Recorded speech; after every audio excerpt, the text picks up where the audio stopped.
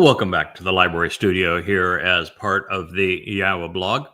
After some consideration and recognizing where we're going on this adventure, which is back into the garden, we've decided to rename this series Returning to the Garden, and this will be episode 2 with the previous recap presentation as episode 1 of our Return to the Garden. There are very few things that I could share with you that are as vital to knowing this, that God's plan, as it's portrayed in the Torah, plays out over 7,000 years, with the 8,000-year period representing infinity. It was just 8 years shy of 6,000 years ago that Adam and Chawah were escorted out of the garden. 2,000 years, which is 40 Yobel after that time, Abraham and Yitzhak climbed Mount Moriah to perform a dress rehearsal for what would be Pesach, with the very Son of God serving as the Passover lamb. And so 40 Yobel,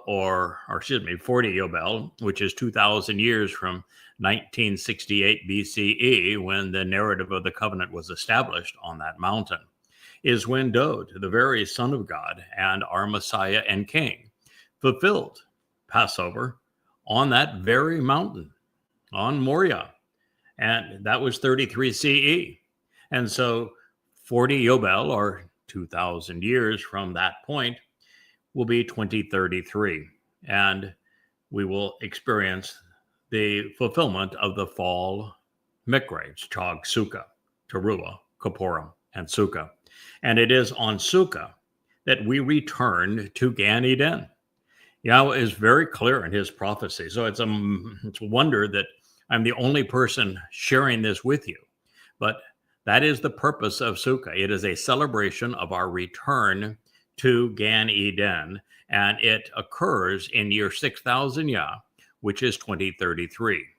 Our entrance back into the garden after the fulfillment of Teruah, which is the 23rd and 24th of September of 2033, which will be the greatest show on earth. That's a day we could talk about for 5 hours and not run out of material. We will experience the return of Dowd and Yahowah on Kippurim, which is the 2nd of October, 6:22 p.m. in Jerusalem as the sun sets, of 2033. And then just 5 days thereafter, we return to the garden on Sukah, which is from the verbal root, Sukah, which is identical to the verbal root of Gan, which is Gana, all conveying the same meaning: an enclosed, protected, covered, and sheltered garden. So that is where we're headed back. The prophets have proclaimed it. The earth is transformed back into the Garden of Eden conditions as the earth is purged of all traces of religion and politics, militancy and conspiracy during Teruah. And this is the beginning of that celebration of the fall, Mow'ed Miqra'ey. So that's what we're celebrating. It's our return to the garden, and I thought we should designate the series appropriately. And we've already done a number of shows on the garden, and it's amazing that the more we study the material, the more we learn. You know, for example, in the previous episode, I shared with you that the Shamakh of Yahowah is Dowd. He is the branch that enables our lives to be renewed and grow. And the Adamah is Yada. He is the very bloody red man of the earth who will emerge from the soil and nurture that tree such that you can find your way back to it. And that these two individuals are the same individuals that were spoken of in Genesis 1 and Bereshith in the opening chapter, where God went on 4 long statements proclaiming the purpose of the greater and lesser luminaries, one reflecting the other's light as signs for the Moedim, these restoring witnesses to God's eternal testimony that are fulfilled as Pesach, Matzah, and Bikurim, which is what Dowd fulfilled in 33 CE. He is not given credit for it by the religious because they have stolen his accomplishments to create Christianity and Judaism, even indirectly Islam.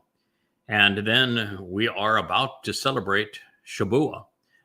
It will be celebrated in two phases, with the time of Israel's troubles beginning on May 22nd of this coming year, just 7 months from now. And then the following year, the 11th of June, 2027, is when we anticipate the shabuw'ah ingathering. And then following that, 7 years thereafter, and 2033, the great show begins on Teruah, as I have shared, and then Yom Kippurim with the return of Father and Son, the great family reunion and homecoming, followed by our return to the garden, which is why this series is named as such. This next sentence is interesting to diagnose. We spent a lot of time on it in a prior show. It is because while it is preference with kol, which means every aspect of the entire or all of something, and in this case, tree, which is etz, is singular. So God is speaking of the entire tree, and of one particular tree. Tree is masculine singular in the text. And tree is a productive, upright life with firmly embedded roots and branches which reach up to absorb the light of the sun. It is from al-aqsa, its verbal root, and it is distinguished by etza, which means to provide counsel and advice through diligence and effort on the entirety of the plan for the purpose of, developing a backbone. So we have some character and overcoming challenges. I told you that I'm trying to deal with a cranky back here these last 3 or 4 days. I've even got a ice pad behind me now, out of camera sight.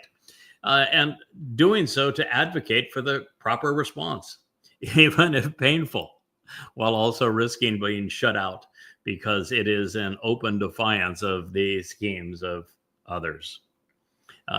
It's a challenging to be the tree of knowledge in a world that celebrates lies. And it says of this tree, and this tree is not literally a tree. The greater and lesser luminaries are not literally the sun and the moon. God uses symbols and metaphors to tell his story. He's really good at painting pictures with words and using symbols and metaphors.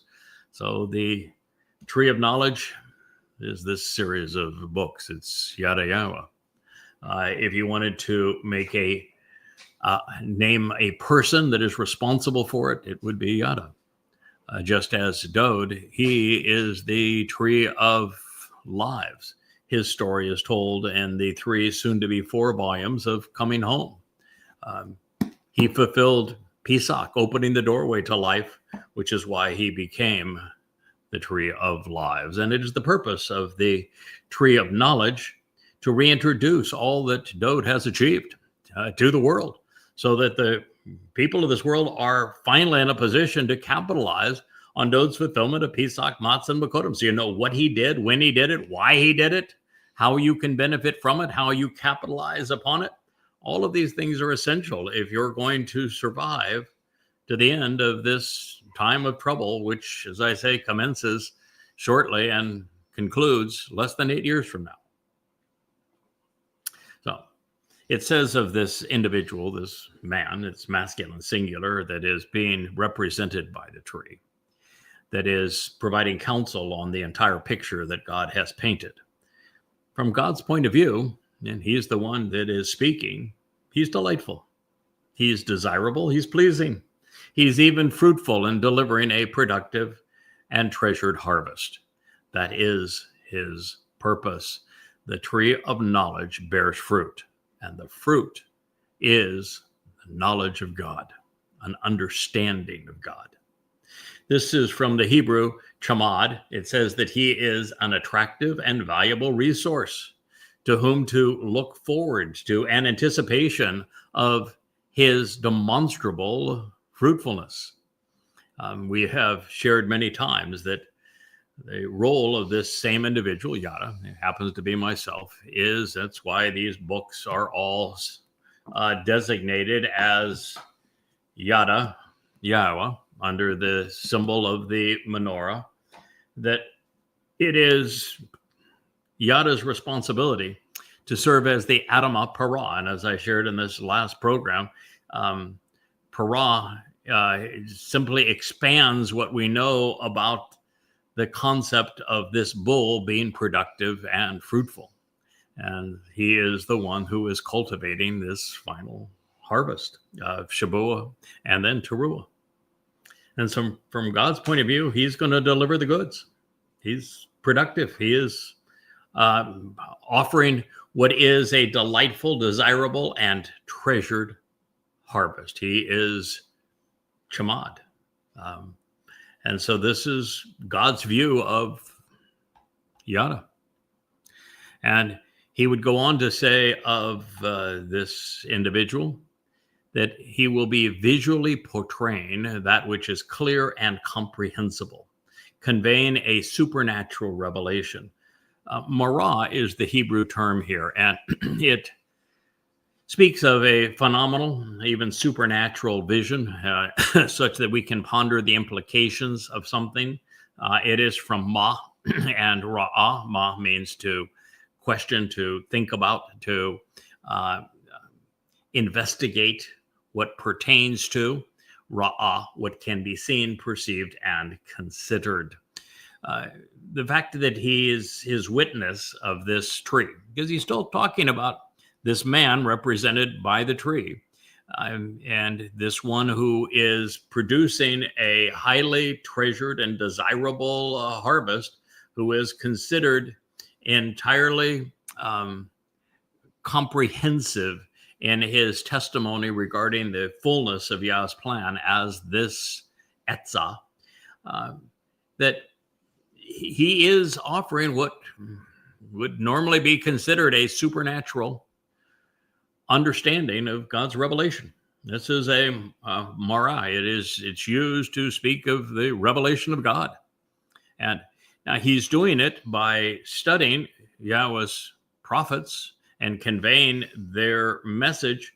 But it's so much more than that, because he is specifically gifted by the seven spirits of Yahweh to be able to analyze the testimony of the prophets and provide amplified translations that reveal insights that have never been seen before, that have never been shared before, that were specifically written into the text to present at this time in this way as part of this program for you.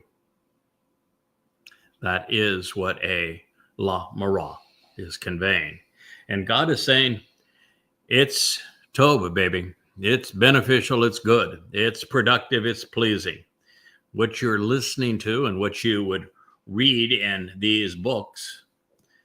In fact, this one is so interesting because it is the presentation of what's going to occur in the last 8 years. This is future history. It's 825 pages of amplified translations and of commentary and of insights, so that you might know what is going to happen, when, where, and why, and how you can benefit and protect yourself as well from all of it over the next 8 years.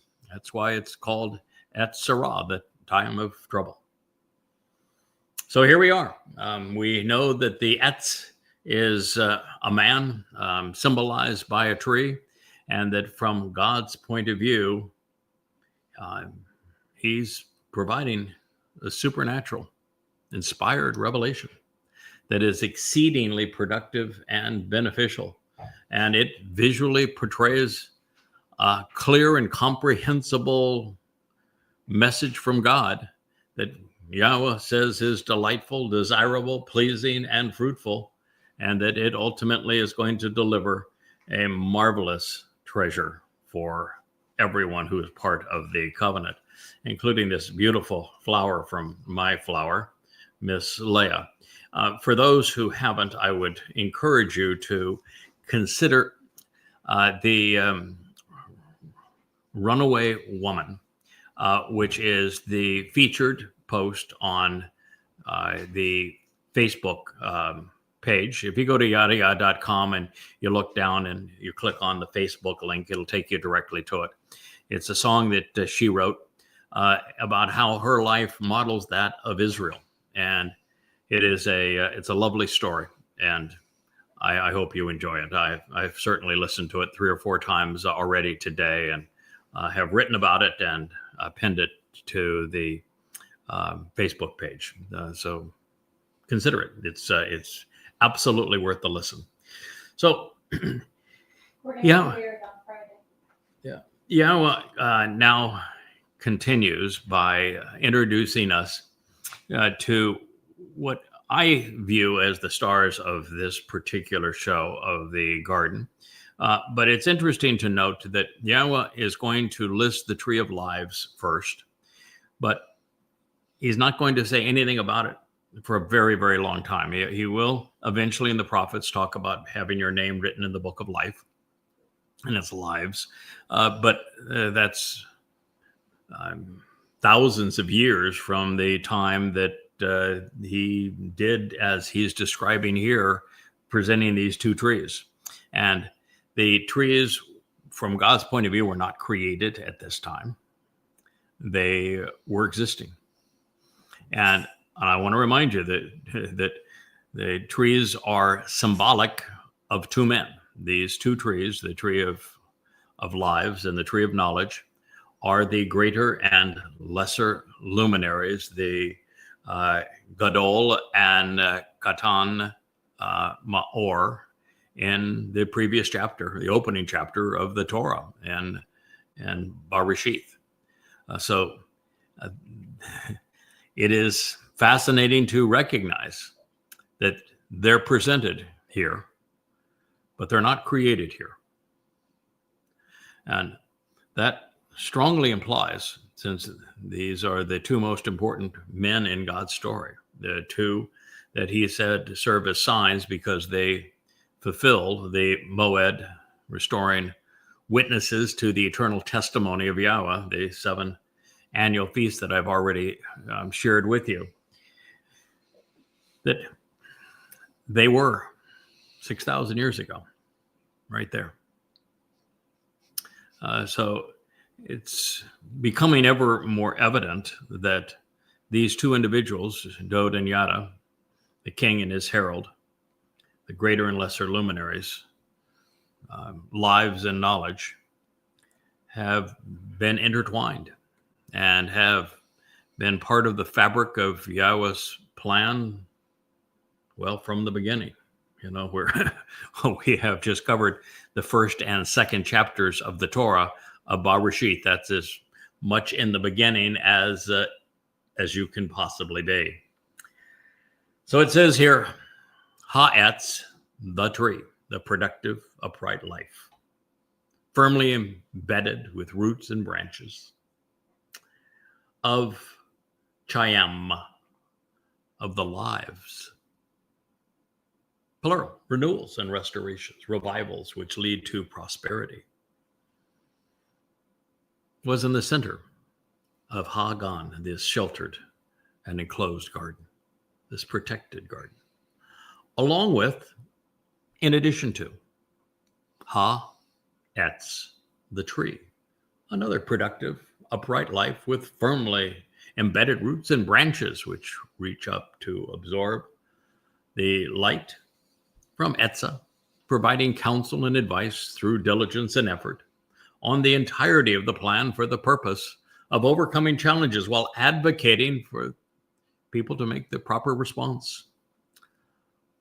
Also, masculine singular, of Ha-Dayath, of the knowledge, of the acquisition of information with the focus on the application of discernment and judgment for the purpose of perceiving and comprehending. It is from the verbal root yada, which means to know, to be familiar with, to understand, and to develop comprehension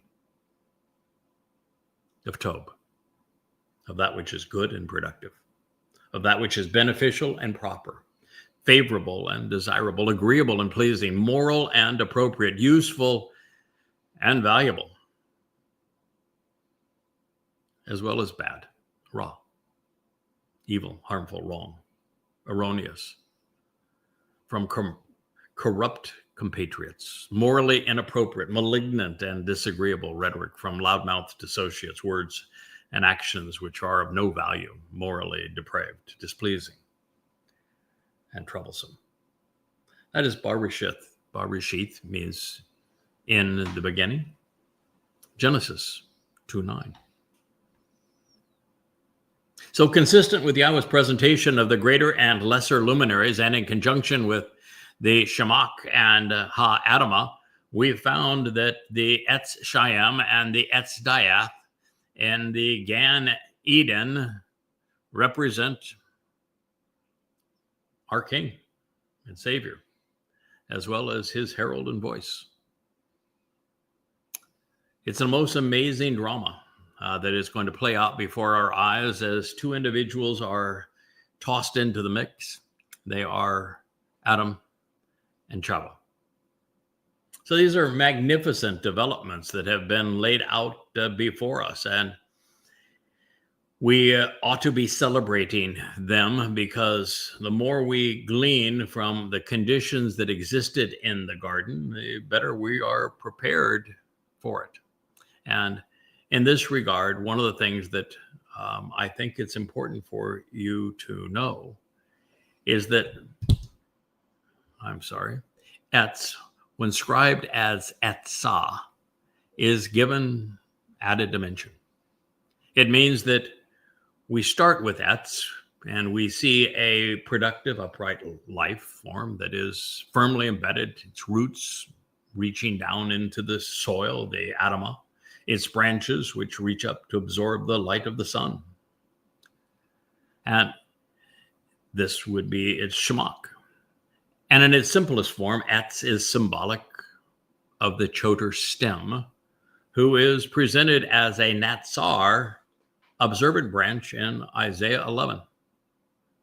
And it's there that we are told that his Sheresh roots keep Hu, which is him, this is a man now, steadfast, so that he can be, as Yahweh describes him, Teruah, productive and fruitful.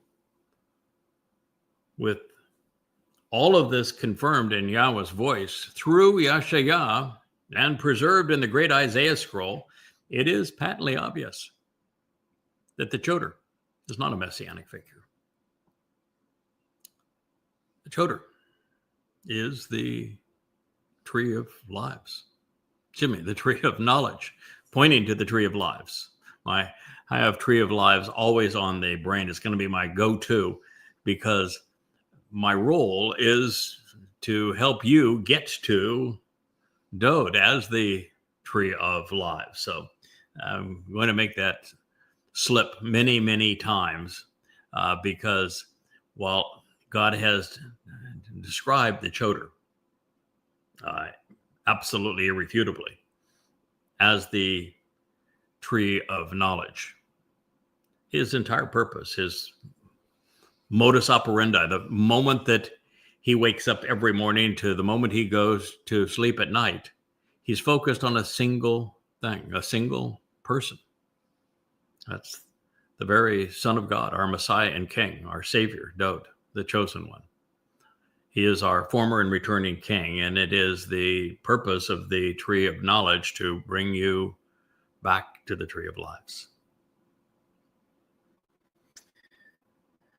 And so he is, according to Yahweh, Teruah. He is productive and fruitful. So the Choter is being described using every metaphor for tree. As I've shared previously, you think that's just a string of coincidences? Well, I don't think so. Further tying these stories together, when addressing the allocation of his Ruach spirit, God selected the verbal phrase Nuach al-Hu to say that his Spirit, the Spirit of Yahowah, will settle and remain on him.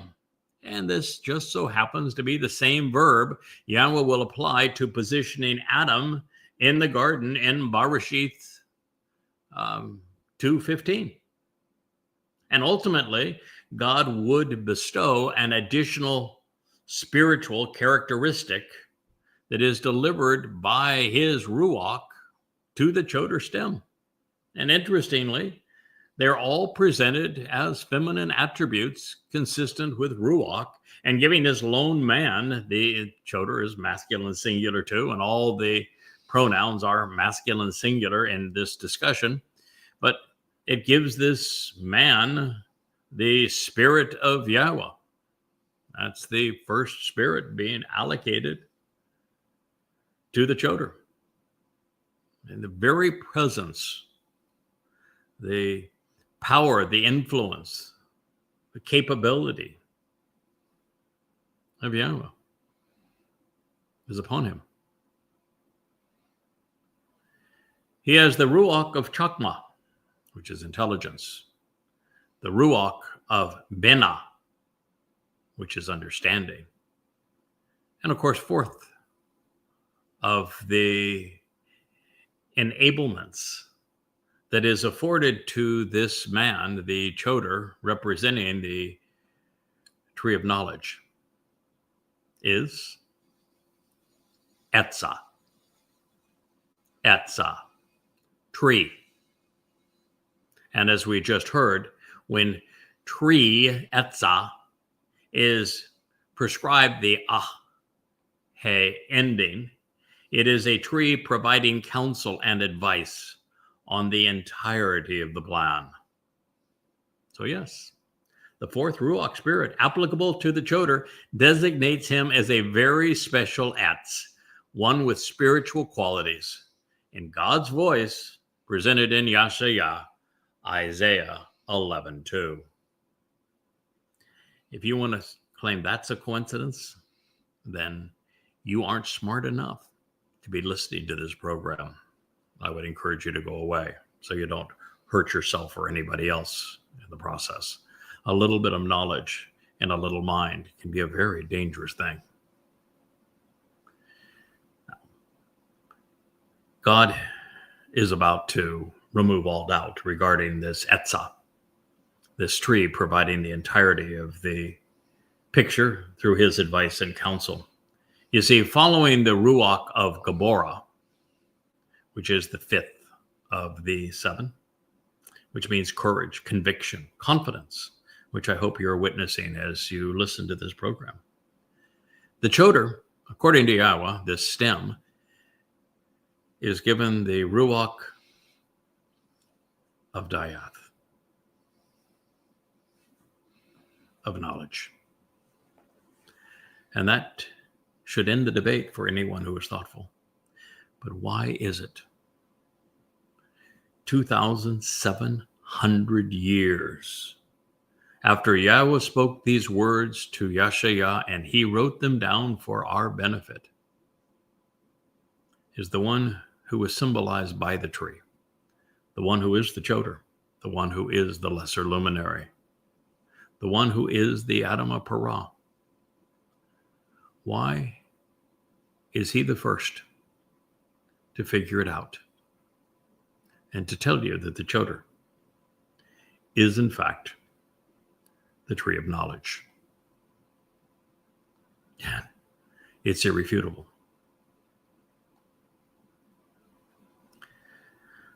I guess some might still be hesitant. I don't know how.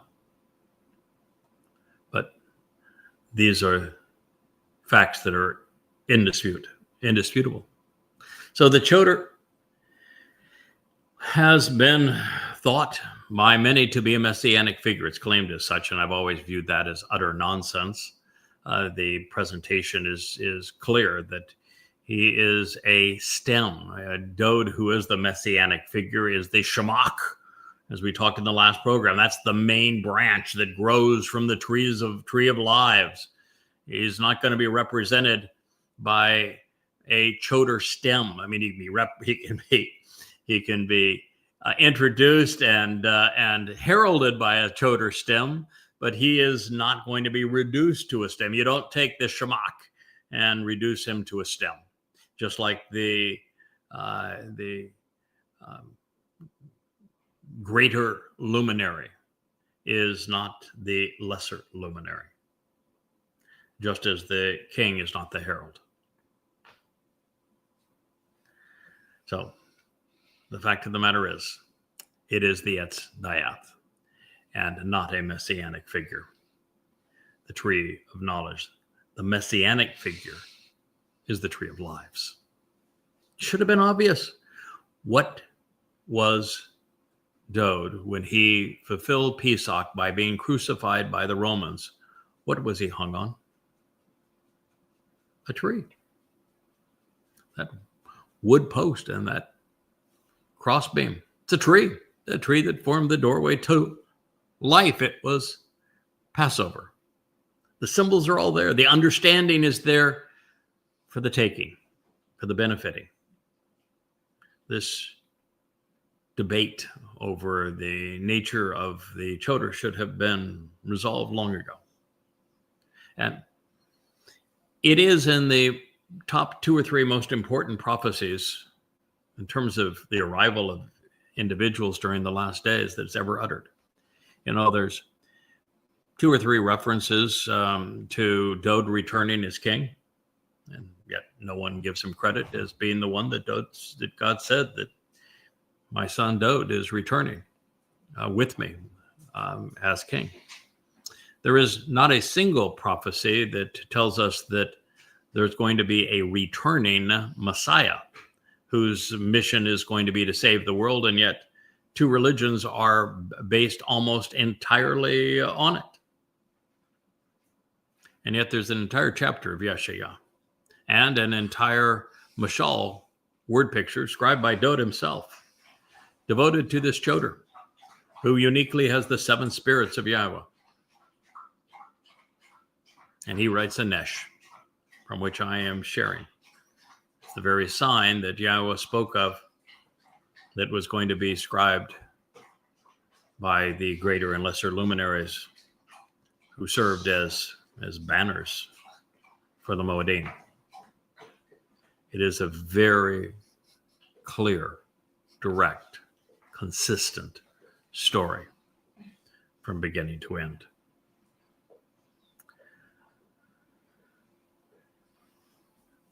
Few things are really as important as knowing this. And oh, by the way, that fruit of the Dayath of knowledge, the 7th spiritual gift, is the yirah, respect for Yahowah.